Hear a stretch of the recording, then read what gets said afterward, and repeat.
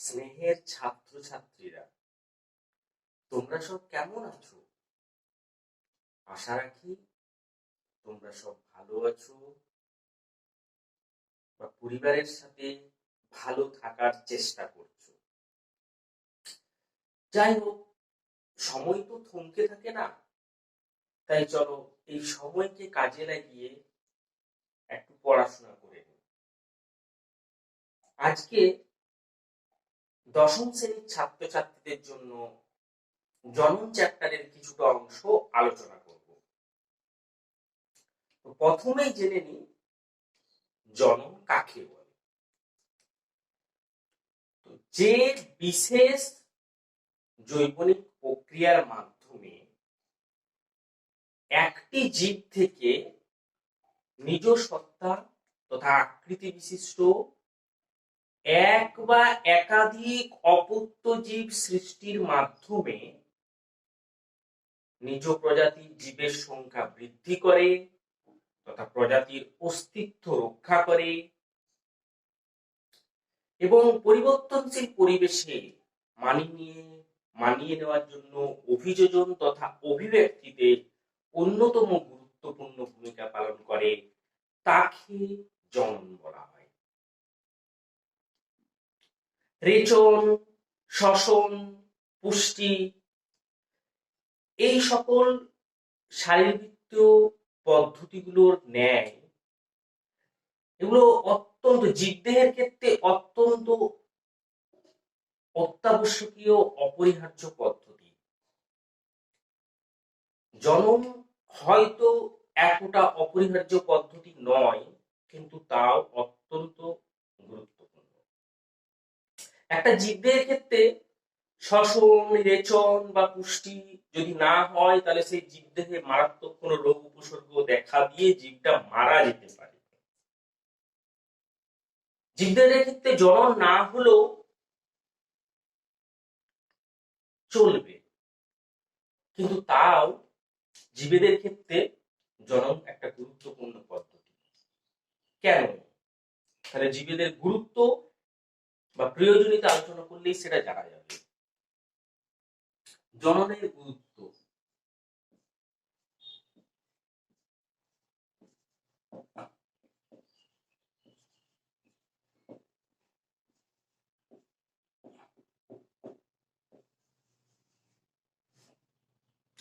জননের মাধ্যমে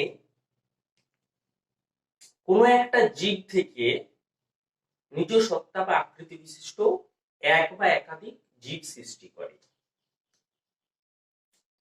একটা জীব থেকে যে নতুন জীবরা সৃষ্টি হয়, সেই নতুন জীবেদের বলা হয় অপত্য জীব।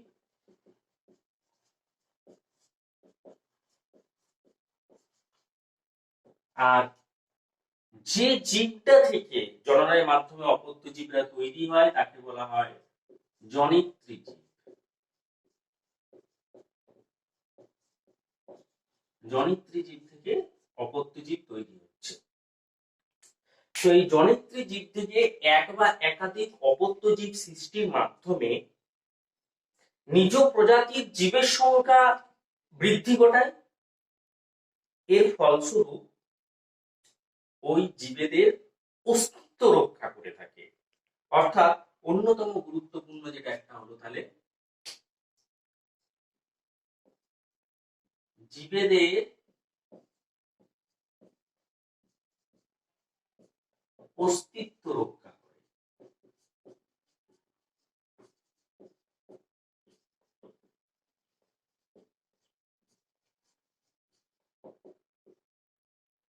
এই জননের মাধ্যমে জনিত্রী জীব থেকে যে অপত্য জীব সৃষ্টি হয়, তার ফলে জনিত্রী জীবের বংশগত বৈশিষ্ট্যগুলো অপত্য জীবের মধ্যে সঞ্চারিত হয়। সেটা সম্পূর্ণভাবে সঞ্চারিত হতে পারে বা কিছুটা অংশ সঞ্চারিত হয়, যার ফলস্বরূপ বংশগত বৈশিষ্ট্যের একটা ধারাবাহিকতা বজায় থাকে। তাহলে বংশগত বৈশিষ্ট্যের ধারাবাহিকতা বজায় রাখা।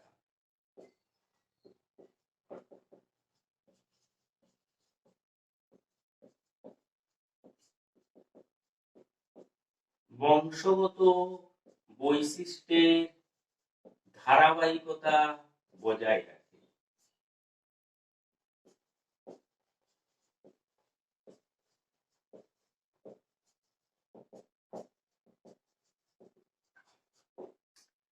আরো যেটা গুরুত্বপূর্ণ সেটা হচ্ছে এই পৃথিবীতে যে কোনো জীব জন্মগ্রহণের পরে এটা চরম সত্য যে জন্মালে মরিতে হবে।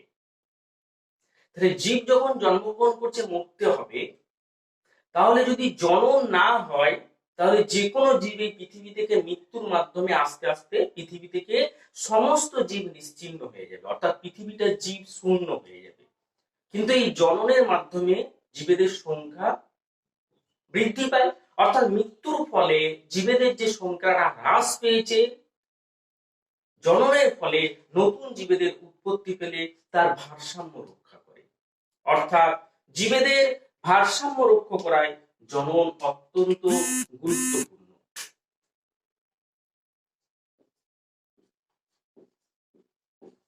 জীবেদের ভারসাম্য রক্ষা করা।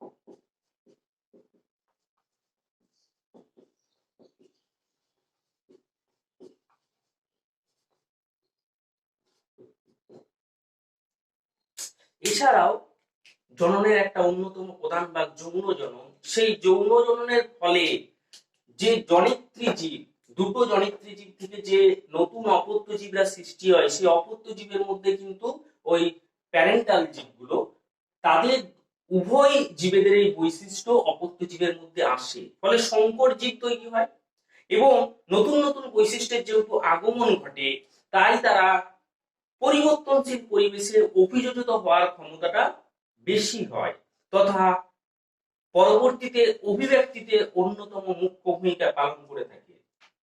অর্থাৎ অভিযোজন ও অভিব্যক্তিতে সহায়তা করে।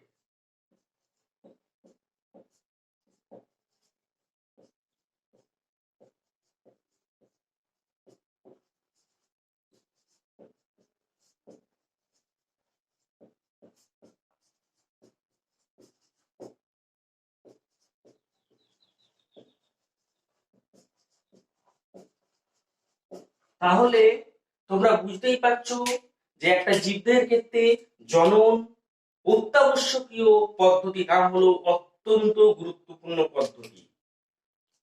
এরপর জেনে নিই জননকে কয়টি ভাগে ভাগ করা যায়। জনন প্রধানত জননকে দুইটি ভাগে ভাগ করা যায়, অযৌন জনন এবং যৌন জনন। উদ্ভিদের ক্ষেত্রে আর একটা বিশেষ প্রকারের জনন, যেটা বিভিন্ন বিশেষজ্ঞদের মতে ওটা অযৌন জননের একটি ভাগ বলা হয়, যেটি হলো অঙ্গজ জনন।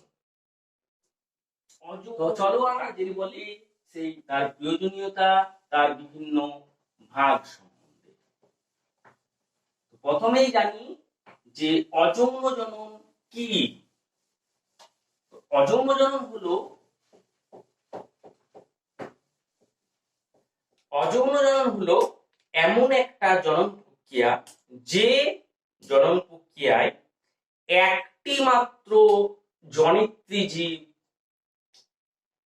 যা কোনো নিষেক গঠন ব্যতিরেকে অর্থাৎ গ্যামেট গঠন না করে শুধুমাত্র দেহকোষ বিভাজনের মাধ্যমে অথবা রেণু উৎপাদনের মাধ্যমে খুব অল্প সময়ের মধ্যে এক বা একাধিক হুবহু একই প্রকারের অপত্য জীব সৃষ্টি করে জীবেদের সংখ্যা বৃদ্ধি করে থাকে, তাকে বলবো অযৌন জনন।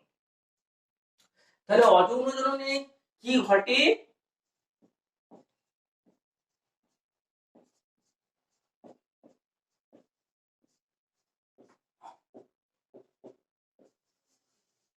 অযৌন জননের ক্ষেত্রে যেটা দেখতে পেলাম সেটা হচ্ছে ওই সংজ্ঞার মাধ্যমে যেটা জানতে পারলাম সেটা হচ্ছে এর জনিত্রী জীবের সংখ্যা একটি হয়।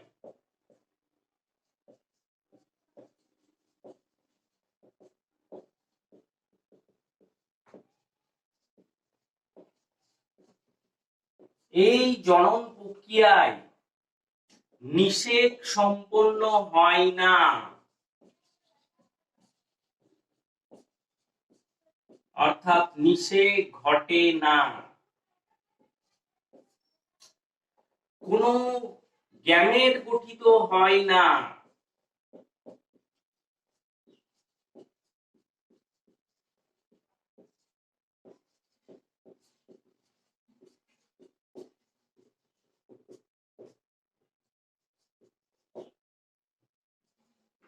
জনিত্রী জীব থেকে যে অপত্য জীব সৃষ্টি হবে, সেই অপত্য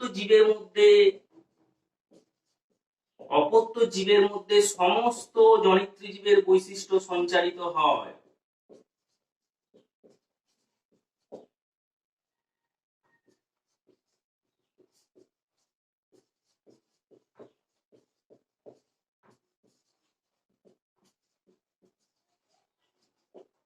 সকল বৈশিষ্ট্য সঞ্চারিত হয়। এই জন্য অযৌন জনন প্রক্রিয়ায় যে অপত্য জীব তৈরি হয়, তা যেহেতু জনিত্রী জীবের মতো হুবহু হয়, তাই একে ক্লোনও বলা হয়ে থাকে। এছাড়াও খুব কম সময়ের মধ্যে অসংখ্য অপত্য জীব সৃষ্টি হয়ে থাকে। তাহলে এই গেল অযৌন জনন। এই অযৌন জননকে বিভিন্ন ভাগে ভাগ করা যায়। তো সেই অযৌন জননের ভাগগুলো এরপরে দেখে।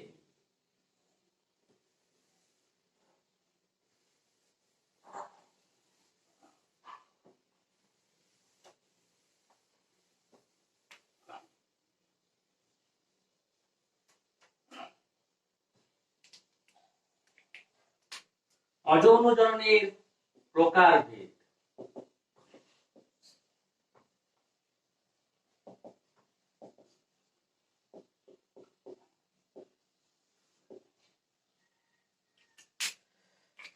অযৌন জনন প্রধানত দেহকোষ বিভাজন বা রেণু উৎপাদনের মাধ্যমে সম্পন্ন হয়। পরবর্তীতে তোমাদের বলবো যে অযৌন জননের মুখ্য একক হচ্ছে রেণু এবং যৌন জননের মুখ্য একক হচ্ছে গ্যামেট। তো অযৌন জননের অন্যতম প্রধান ভাগ বললাম দেহকোষ বিভাজন। তাহলে 1 নাম্বার হচ্ছে বিভাজন পদ্ধতি,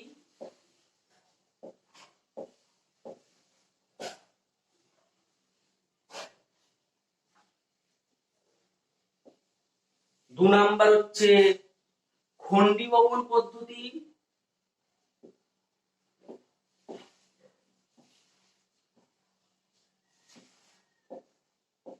3 নাম্বার বাডিং বা কোরক দগম,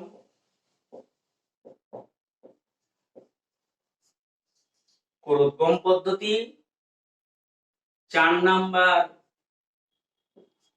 পুনরুৎপাদন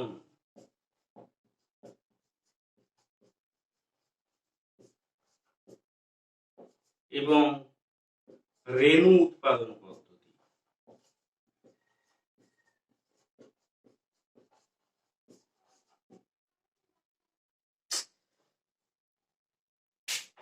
প্রথমেই জেনে নিই বিভাজন কি।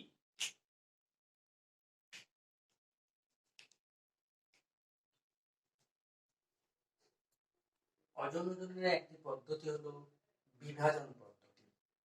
এই বিভাজন পদ্ধতি হলো এমন একটা অযৌন জনন পদ্ধতি যে পদ্ধতিতে এককোষী জীবেরা মাইটোসিস প্রক্রিয়ায় বা অ্যামাইটোসিস প্রক্রিয়ার মাধ্যমে কোষ মধ্যস্থ নিউক্লিয়াস তথা সাইটোপ্লাজমের বিভাজন ঘটিয়ে 2টি অপত্য জীব বা একাধিক অপত্য জীব সৃষ্টির মাধ্যমে জীবের সংখ্যা বৃদ্ধি করে থাকে এবং তাদের জীব প্রজাতির অস্তিত্ব রক্ষা করে থাকে, তাকে বলবো বিভাজন পদ্ধতি। এই বিভাজন পদ্ধতি কি পাচ্ছি, যে কোনো জনিত্রী এককোষী জীবটা বিভাজিত হয়ে 2টো অপত্য কোষ তৈরি করে থাকে, অথবা জনিত্রী জীবটা একাধিক অপত্য কোষ সৃষ্টি করে থাকে, যার জন্য বিভাজনকে 2টো ভাগে ভাগ করা যায়, দ্বিবিভাজন এবং বহু বিভাজন পদ্ধতি। সময় সংকুলনের সুবিধার্থে আমি এই ছবিগুলো এঁকে রেখেছি। ডায়াগ্রামে তোমাদেরকে আলোচনা বিভাজন পদ্ধতিতে অ্যামিবা, যেটা অ্যামিবার ক্ষেত্রে দ্বিবিভাজন পদ্ধতি অনুকূল পরিবেশে দেখা যায়।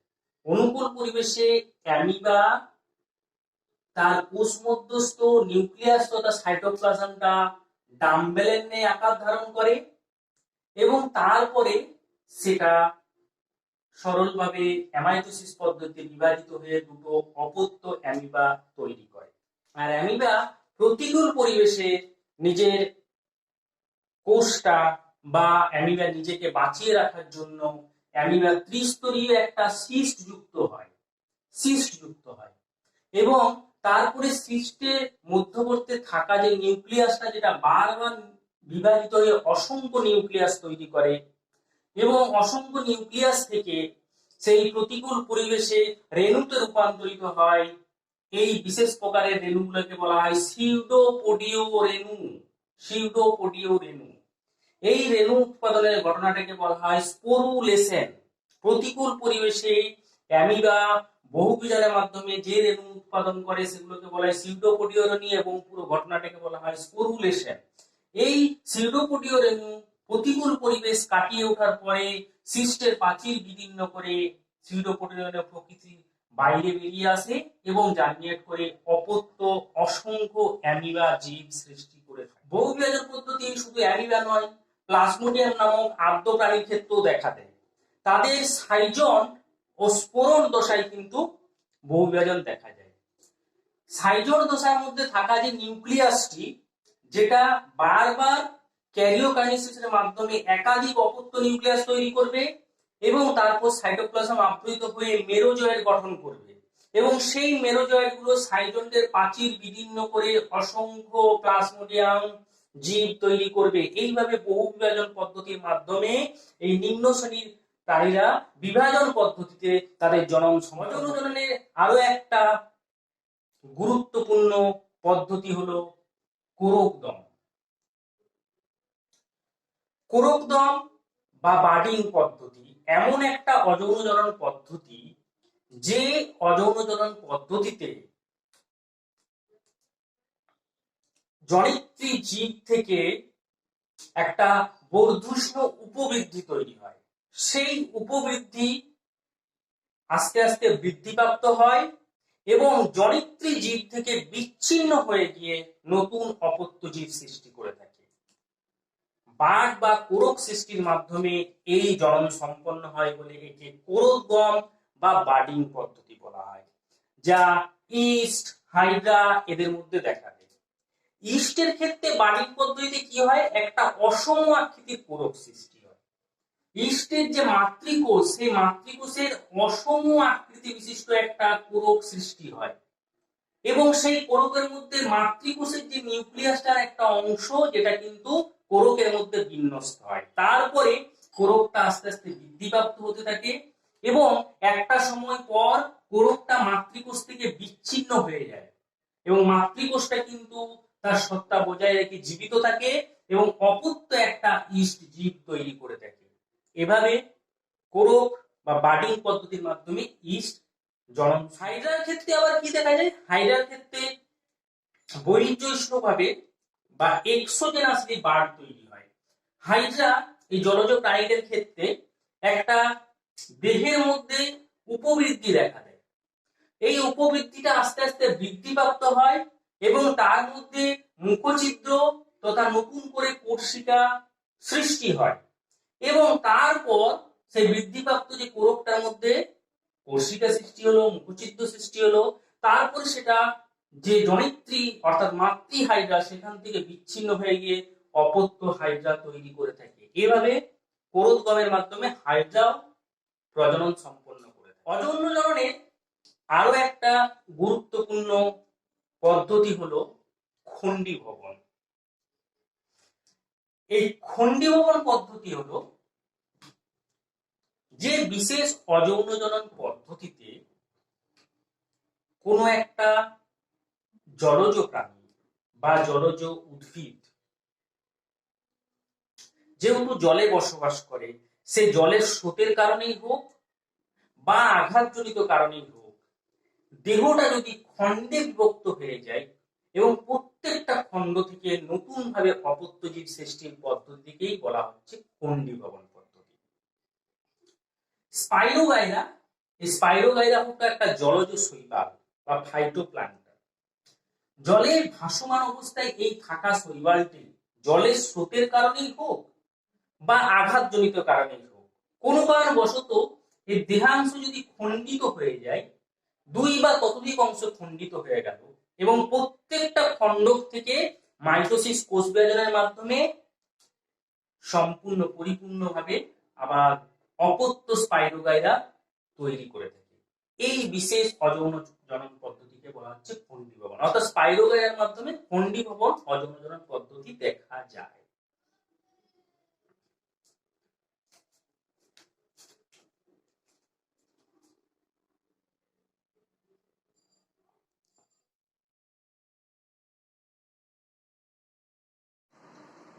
এরা ছাড়াও রাইজোপাস নামক এক ছত্রাক, রিক্সিয়া নামক মস এবং সিলাজিনেল্লা ফার্নের ক্ষেত্রেও কিন্তু খণ্ডীভবন অযৌন জনন পদ্ধতি দেখা যায়, যেখানে জনিত্রী জীবটা কোনো কারণবশত সে আঘাতজনিত কারণে হোক বা কোনো কারণবশত কাটা যদি যায়, তাহলে সেই কাটা অংশ থেকে কোন কারণবশত দেহের কোনো অংশ কাটা গেল, সেই কাটা অংশ থেকে যদি পূর্ণাঙ্গ আরো সেই অপত্য জীব সৃষ্টি হয়ে থাকে, সেই বিশেষ অযৌন জনন পদ্ধতিকে বলা হয় পুনরুৎপাদন।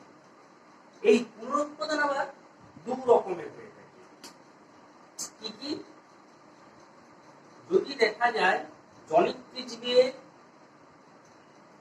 দেহাংশ কাটা গেছে এবং সেই কাটা অংশ থেকে পূর্ণাঙ্গ নতুন অপত্য জীব সৃষ্টি করছে, তখন তাকে বলা হয়ে থাকে মরফোল্যাক্সিস। মরফোল্যাক্সিস।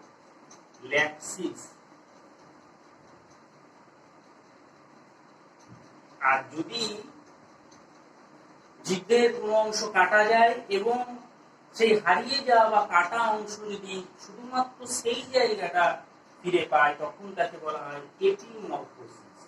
এপিমরফোসিস।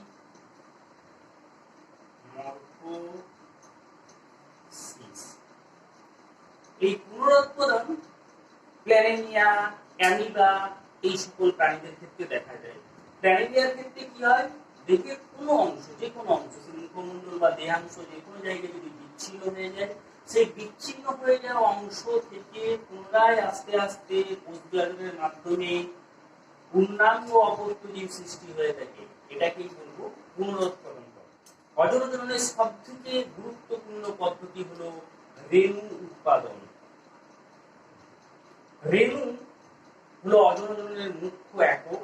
রেণু হলো একটা পাতলা একক পর্দা বিশিষ্ট, পাতলা প্রাচীর বিশিষ্ট এককোষী একটা বিশেষ কোষ, যেটা অঙ্কুরিত হয়ে নতুন অপত্য জীব সৃষ্টি করে থাকে। এই রেণু দু রকমের হয়ে থাকে। এই রেণু দু রকমের হয়ে থাকে। একটাকে বলা হয় চলরেণু বা জুস্পোর রেণু। রেণুকে দুই ভাগে ভাগ করা যায়, একটা হচ্ছে চলরেণু বা জুস্পোর। এই জুস্পোর এবং অচলরেণু বা অ্যাপ্লানোস্পোর। এই চলরেণু বা জুস্পোরের মধ্যে আবার ফ্লাজেলা দেখা যায়, সুতোর নেই ফ্লাজেলা দেখা যায়, এগুলোকে বলা হয় ফ্লাজেলা। এই ফ্লাজেলা গুলো আবার দু রকমের হয়ে থাকে। একটাকে বলা হয় টিনসেল ফ্লাজেলা এবং আরেকটাকে বলা হয় হুইপ্লাস ফ্লাজেলা। টিনসেল ফ্লাজেলা এবং হুইপ্লাস ফ্লাজেলা, এই যে হুইপ্লাস ফ্লাজেলা যেটা মসৃণ হয়ে থাকে এবং টিনসেল ফ্লাজেলা কিন্তু রোম যুক্ত হয়, এই রোম গুলোকে বলা হয় ম্যাস্টিগোনিমস। ম্যাস্টিগোনিমস। তাহলে জুস্পোরের মধ্যে কি দেখা যায়? ফ্লাজেলা দেখা যায়। ফ্লাজেলা দুই প্রকারের হয়ে থাকে, হুইপ্লাস ফ্লাজেলা এবং টিনসেল ফ্লাজেলা। এই ফ্লাজেলার দ্বারা জলের মধ্যে রেণুগুলো যখন জুস স্পোরাঞ্জিয়ামের মধ্যে থাকছে, এই জুস স্পোরাঞ্জিয়ামের প্রাচীর যখন ভেদ করে আসছে, ভেদ করে বাইরে বেরিয়ে আসার পরে বাইরে যে জলে উন্মুক্ত হচ্ছে, সেই জলের ফ্লাজেলার দ্বারা এরা সাময়িক কিছুক্ষণের জন্য সাঁতার কাটে। কিছুক্ষণের জন্য সাঁতার কাটার পর তারপর ফ্লাজেলাগুলো পরিত্যাগ করে দেয় এবং তারপরে জুস স্পোরটা অঙ্কুরিত হয়ে নতুন অপত্যজীব সৃষ্টি করে থাকে। এরকম জুস স্পোর দেখা যায় কোথায়? এরকম জুস স্পোর দেখা যায় ফাইটোপ্থরাতে দেখা যায়।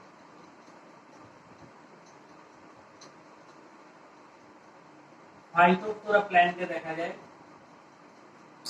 এটা একটা বিশেষ প্রকারের ছত্রাক যার মধ্যে কিন্তু এরপরে আসছে কনিডিয়া।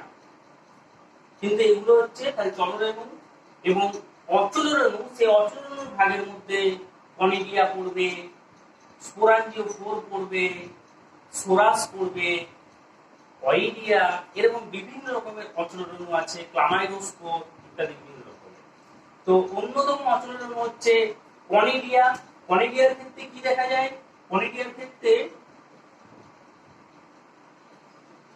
এক বিশেষ প্রকারের মেডিসিনাল ছত্রাক আছে, পেনিসিলিয়াম, যেখান থেকে তৈরি হয়ে থাকে পেনিসিলিয়াম। সেই পেনিসিলিয়াম ছত্রাকের ক্ষেত্রে কিন্তু এই কনিডিয়া দেখা যায়। কনিডিয়ার ক্ষেত্রে কি এক বিশেষ প্রকারের কনিডিওফোর, অর্থাৎ কনিডিয়া বরণ করে, ধারণ করে যে অংশটা, সেটাকে বলা হচ্ছে কনিডিওফোর। এর মধ্যে শৃঙ্খলের ন্যায় শৃঙ্খলিত হয়ে কনিডিয়াগুলো ধারণ করেছে। এখান থেকে ও অনুকূল পরিবেশে এক একটা কনিডিয়া এইভাবে জার্মিনেট করে যাবে, একাধিক কনিডিয়া, তারপর সেই কনিডিয়া জার্মিনেট করে নতুন করে পেনিসিলিয়াম ছত্রাক আর অপত্যজীবটা তৈরি। এরপরে আসছি স্পোরাঞ্জিওফোর। রেণুটা যেটা হলো সেটা হচ্ছে স্পোরাঞ্জিওস্পোর। সেই স্পোরাঞ্জিওস্পোর স্পোরাঞ্জিয়ামের মধ্যে থাকে এবং যেটা ধারণ করে একটা স্টিকের মতো, এটা হচ্ছে স্পোরাঞ্জিওফোর।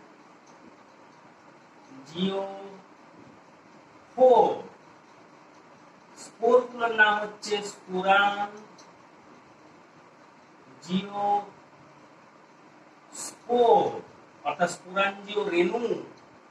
এবং এই অংশটা যেটাকে বিদীর্ণ করছে সেটা হচ্ছে স্পোরাঞ্জিয়াম।